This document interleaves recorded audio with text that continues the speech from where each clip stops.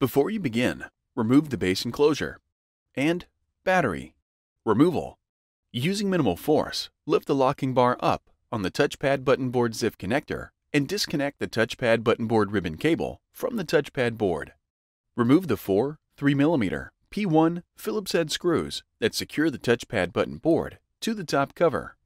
Lift the Touchpad Button Board off of the alignment pins on the top cover and remove. Replacement.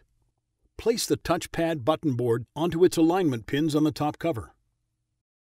Replace the four 3mm P1 Phillips-head screws that secure the Touchpad Button Board to the top cover. Insert the Touchpad Button Board ribbon cable into the Touchpad Button Board ZIF connector and press the locking bar down to lock the cable into place.